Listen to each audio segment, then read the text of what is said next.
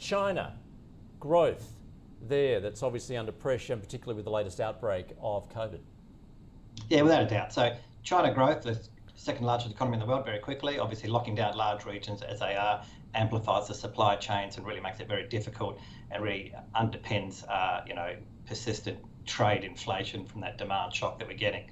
But number two economy, given what they strangely did to us when you try and review it in late 2020 and 2021, when Beijing really altered a lot of regulatory changes and led to the rout in the property market. Yeah, they've been stimulating since very late 2021. So number two economy in the world, overcorrected with its regulatory adjustment. It is now stimulating, and that would act as some sort of cushion to global growth. And context is important for everyone out there.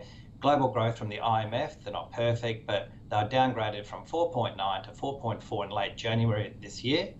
And China stimulating this year helps limits that downside. People are saying it's going to go under 4, but it helps limit that downside. And the US rate rises, and obviously inflation, etc., puts a cap on the upside in the US as well. So, but number two economy it's a very strange development to have them cutting rates while developed markets are increasing rates. And it's quite a rare sort of phenomena to see. Clearly, China's trying to do its own operating platform in a strange way.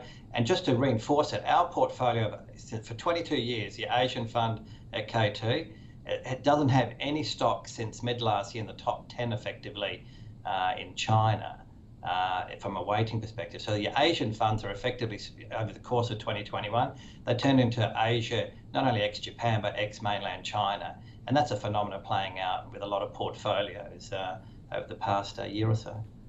Okay, so if I'm looking to invest in China, you still think that there is opportunity to be had. You're not the only person saying that. So do you look into, consumer-related names, consumer discretionary names? How do you play it in China, George? Yeah, just to reinforce it, I'm saying exactly the opposite. So in our China fund, we don't own. This is the lowest weighting to China in over a decade. And just to reinforce that point. Where are you looking alternatively then, George? Yeah, so in that context, China is extraordinarily good value. We just don't think you should chase it. That's the point.